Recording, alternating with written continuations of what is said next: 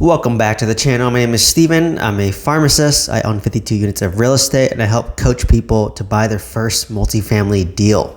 So I had a great question in the comments asking about renovation and repair. And based on my track record, I've renovated and repaired my 26 unit apartment complex, my 20 unit apartment complex, and my mobile home park, which I sold for a loss. So I'm going to talk about my experience for my two apartments and then a little bit about my mobile home park. So kind of first question is, which exact expenses come up and how much are the fixes and renovation? So when I was renovating my 26 unit apartment complex, I was actually doing heavier renovations. I think the average unit came out to be about $10,000 a month or $10,000 a unit, not a month. So I renovated most of my 26 units that were, a little bit rougher, and I did keep some units that were still in decent condition, and of course fixed them up a little bit. But let me talk about the full rehab I did first. So on my 26 unit, my kind of cookie cutter renovation would be I would rip out the flooring and put in luxury vinyl plank flooring. I would remove the popcorn off the ceiling and repaint the walls with like a neutral color. Like think about like kind of the walls behind me, kind of like a off-white, a light gray, something very clean, something very modern, something very neutral.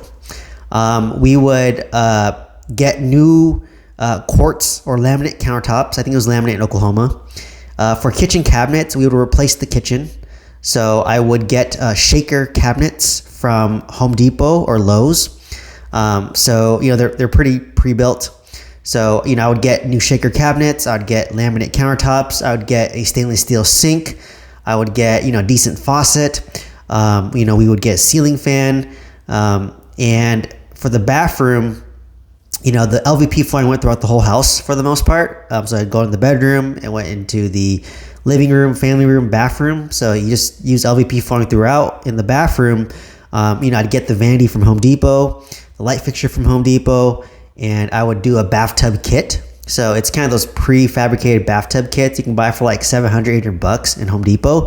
And it comes with the walls and it comes in one piece. So there's no grout. It's easy to clean. So I'd get all that, install it, and then, just do like a curtain pull or, for the tenant. And, just get like a fixture, kind of a modern looking light fixture. So like all my units were pretty copy and paste, to be honest. And, it came on average about $10,000. So I renovated most of my units using that model. And, I think breakdown wise, I think flooring was about maybe $2,000, $3,000. The kitchen might be like about maybe $3,000 to $4,000. And then, whatever is left is for like, painting and the bathroom. So this was kind of my heavier renovation. I believe we added space for like a dishwasher as well. So the prior apartment didn't have a dishwasher, but we were able to add one. So we can charge a little bit more rents, but now you have something to maintain and repair. So, pros and cons, but my property manager thought it'd be a good idea to get a dishwasher there. So, generally speaking, out of that $10,000, most of it goes to labor. Right. So like I might spend maybe $3,000 on materials and about $6,000 would be labor. Right. And because I was a bigger job, renovating 26 units or most of them, then, you can get the bulk discount in terms of labor. I can buy a lot of the same LVP flooring in bulk and get discounts. I could buy the same dishwashers in bulk, get discounts, buy the same paint in big gallons. I can buy bathtub kits. I can buy shaker cabinets in bulk. So like my general contractor, who was my property manager, helped manage all this, right? So it was on average about $10,000 for like a heavy renovation. If the unit was decent and I didn't really do much besides maybe remove the popcorn ceilings, maybe repainted the walls, maybe a new light fixture, new ceiling fan, maybe I touched up, reglazed the bathtub. Those kind of ran around maybe $2,000. Right, to make it rent ready, a little bit modern. So I have a good mix, right? I have newer renovated premium units, and I have units that are like still good, but not as premium, and they're a little more affordable. So it's nice to give multiple options when renovating. On this property, I've done a lot of exterior work, so I painted the outside. the whole 26 unit apartment complex, and that ran me about, I think, $10,000. I replaced the entire roof on this property, which cost me about $30,000. I had a kind of a major plumbing issue leading to the main sewer line, and that ran me about $7,000. If I had to repair the wood trim and replace the rain gutters, that ran me about $5,000. So as you can see, things start to kind of add up, right? Like as you go. So, I had to replace electrical panels, and I think that was like $800 to $1,000 each. So, obviously when you own C-class apartments, these are the type of expenses you have. So for my 20th unit, I renovated these units. So I actually had a completely burned down unit. So it was actually completely burned down. I think it was a fire from my tortilla that they left the stove on, was kind of frying a tortilla, and then went to go out, and the whole unit, at least that unit, just burned down, right? So I had to do a full gut. I had to do all the demolition. I allocate like $40,000 for this. Or I allocated $30,000, but it ended up costing me $40,000. So I had to basically gut it completely, like do the demolition. I had to get brand new drywall. I had to get brand new kitchen cabinets, laminate countertops, new bathtub kit, basically everything, new appliances, everything. And I was expecting $30,000. It cost me $40,000. And that was a brand new unit essentially. I only rented for like $550. So after I realized that the market didn't really care for super renovated, the other units, I would just do enough renovations to make it like, rent ready and decent. Like some units had no flooring, so I put LVP flooring in, would touch up the paint, would reglaze the bathtub if it was good. If it had to be replaced, I would get the bathtub kit, install it. The laminate countertops, we would save them if we could. If not, I'd get new laminate countertops. For the kitchen cabinets, if they were good, we would actually repaint. Like we'd clean it down, we would clean it with a degreaser to remove the grease, we'd sand it down, we'd patch some wood, we would sand it, and then we would repaint it, and then add new like door handles, so they make it look really nice and very clean, right? And it doesn't cost as much money. We would remove popcorn ceiling. If we need to replace an appliance, we do that. So we just kind of did what we needed to make the unit like rent ready, right? So some units need new flooring, some need a new bathroom. So if I need new flooring, maybe it was $2,000. If I need a new bathroom, maybe $1,000. If I just need paint, some basic repairs here and there, maybe it's like $500. So it really depends. But once again, like if my materials was like $1,000, my labor would be $2,000. It was double that, right? And I had one guy who was renovating himself. He initially had subcontractors, but he didn't like the work they were doing, so like he ended up doing it himself, right? So on this property as well, I painted the whole exterior. That was about $10,000. I had to get a brand new staircase because the current one was kind of like, rusted, had some holes. That cost me about $5,000. I had to do some outer work trim repair. That was about $5,000. This one had a major plumbing issue as well, connected to the main sewer line. That was about $8,000. I had an HVAC issue, which ran me about $2,000. I had to do bed bug infestation, which is $500 per unit. So that's $10,000. That's what's really unfortunate for me to deal with. And if you have like a condenser in the back that breaks, that's probably going to run you about maybe $500, $800. If you need a new stove, $500. New fridge, about $500. When I get fridges, I usually don't get like ice makers or water dispensers because those create leaks and it requires more maintenance and repair. So we just get very simple stainless steel refrigerators, no ice maker, no water dispenser, just fridge and freezer, really simple. So yeah, those are kind of like all my cost and expense. Yeah, it's intimidating, but like, once you hear the word plumbing issue, yeah, it's going to be like 5,000 plus, roof about 30,000, for a 1-bedroom unit repair and about 700 square foot and renovating most of it. It's about $10,000 in Oklahoma. Roof, like I said, 30,000. Exterior paints has averaged me about 10,000. Woodwork is about 5,000. So, overall, when you do this, you want to get like at least 3 quotes. So my property manager, luckily he renovates a lot of apartments.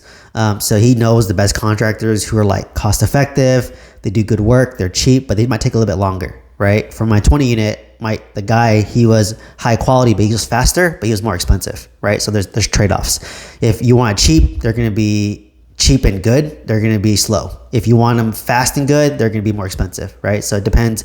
For my 20 unit, I had a hard money loan, so I prioritize speed versus my 26 unit. I've fixed 10-year at 4.5% or 4.25% interest rate. So I don't care about speed. I just want to be cost effective and then to get these units slowly churned because, I have a good long loan versus a hard money loan. Like obviously I have a year term, so I got to go as I renovate, right?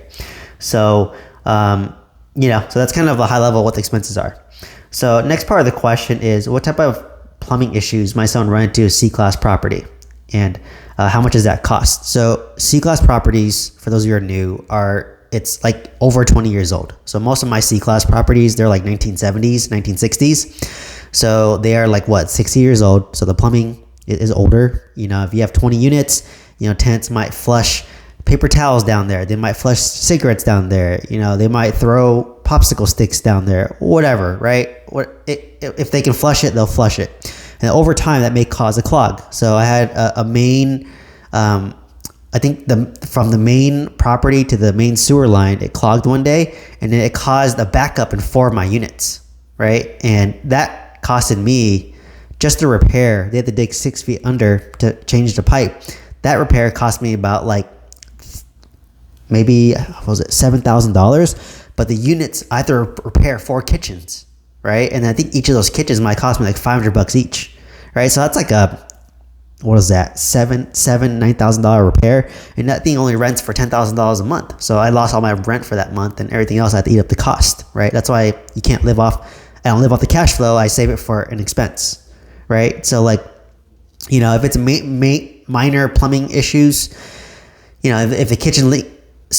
if the kitchen sink leaks or gets backed up, you might have to repair some drywall, some flooring, some cabinets, clean up here and there. It runs you about like $500. If it's a major plumbing issue, that's when it starts to get in the thousands, right? It's like 5,000 has kind of been my average. So that's the downside of C-class apartments, right? That's why a lot of people, they start in C-class where it's more renovation, more value add. But as you become wealthier, as you own it longer, people will trade up to a B-class or an A-class apartment because you deal with less of these renovations. That's why I like buying new construction single-family homes, because I don't have to worry about the plumbing for at least 10 to 15 years. I don't have to worry about the roof for about 15 years. I don't have to worry about electrical for 15 years.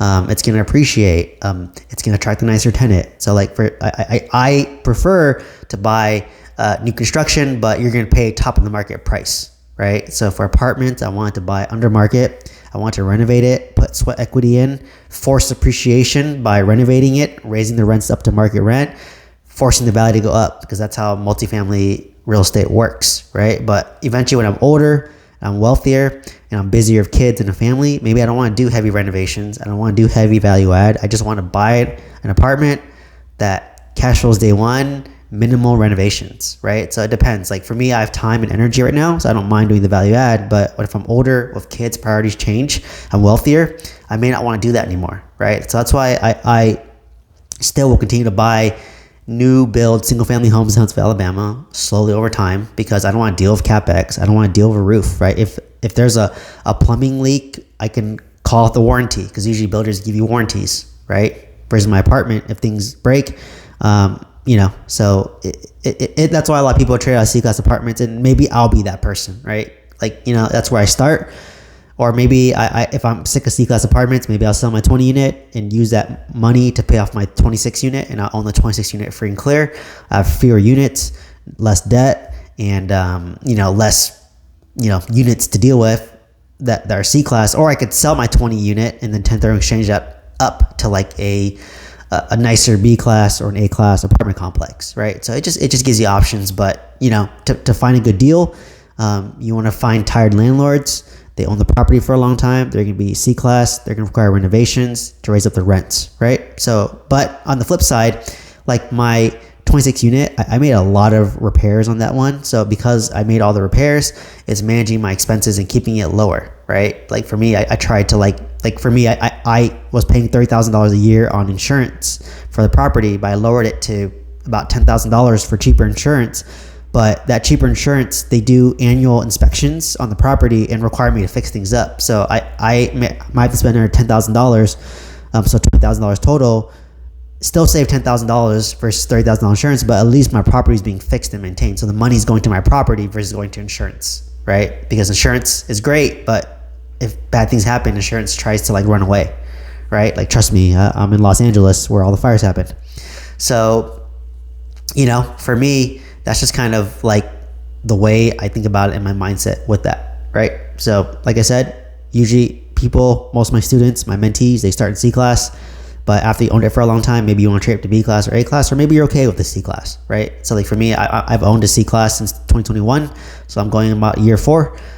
So I'll see how I like it, right? Maybe my mind will change as I get wealthier and as other opportunities arrive. But right now, I love it because it cash flows so much. I bought for $500,000, put in $300K.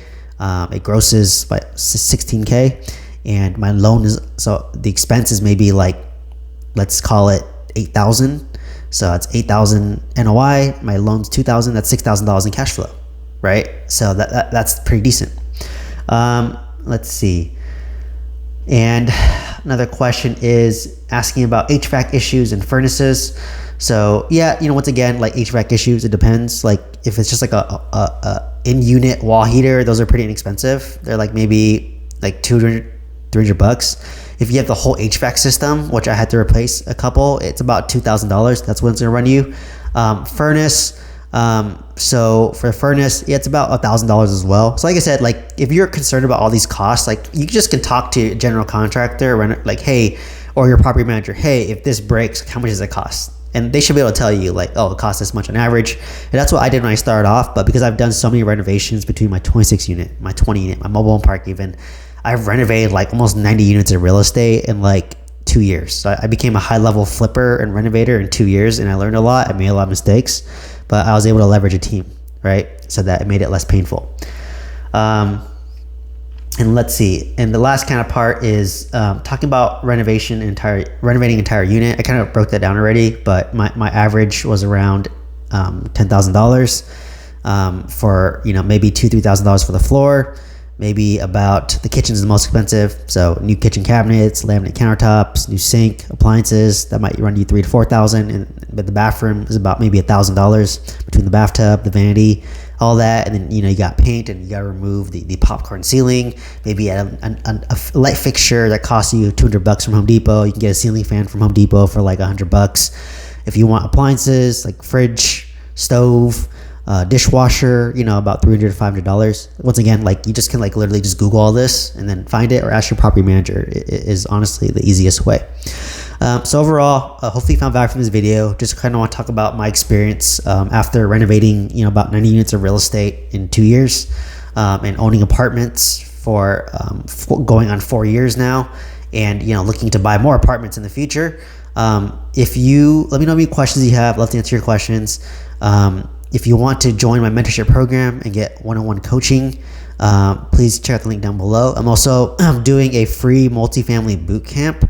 If you're interested, just send an email to me and then I'll add it. I'm doing about 1 session a week for 4 weeks. I'm going to have about 10 people in my audience, and then I'm going to live stream it onto YouTube, and it's going to be posted on YouTube. But if you want to be in that audience, space is limited, so just let me know, and then I can add you onto the current boot camp's already crowded, but I'll add you to the next one. I'll make it, you know, free for now, but if demand is really high, then maybe I'm going to start charging, so that people are committed to showing up and being engaged, right? Versus, you know, if it's free, then, you know, people may not be as engaged. But initially, I just want to give it for free because I want to, you know, give everyone the opportunity, right?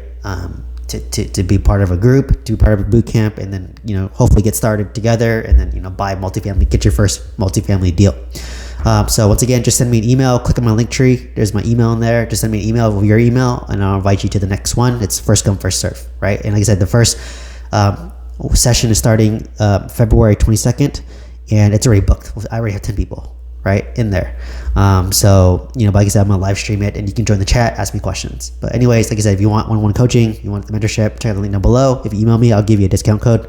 Otherwise, please like, comment, subscribe. Hope to see you next one. Thank you so much.